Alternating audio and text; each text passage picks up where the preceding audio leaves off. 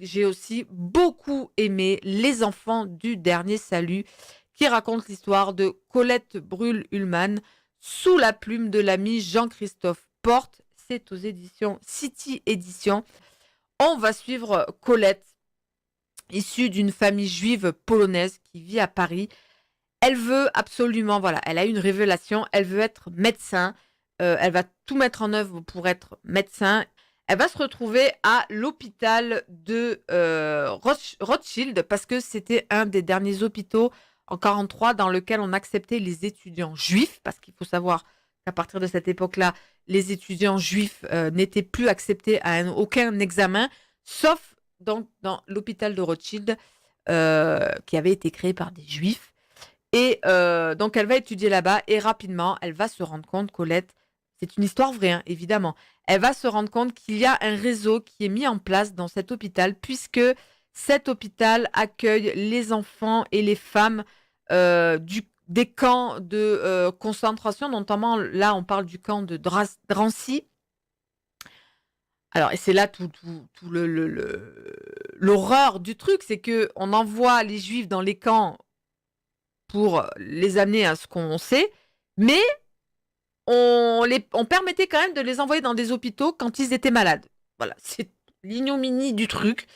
Bref, et une fois que l'enfant ou la femme est guérie, on les renvoie à Drancy, dans le camp de Drancy, où rapidement on va savoir ce qui se passe là-bas.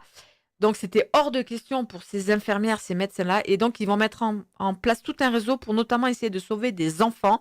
On va faire croire aux Allemands que l'enfant est mort, qu'on l'a envoyé à la morgue, mais à la morgue, il y avait une petite porte à l'arrière dans lequel où en fait on faufilait l'enfant et on l'amenait ailleurs, très loin de l'hôpital.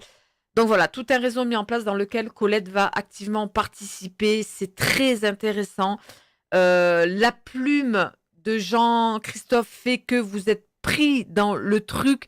C'est énorme. Je trouve que c'est énorme quand un auteur met vraiment sa plume, euh, voilà, offre sa plume à quelqu'un pour qu'elle puisse montrer ce témoignage-là, qui, voilà, c'était aussi à 70 ans, et c'est beau, et c'est profondément humain.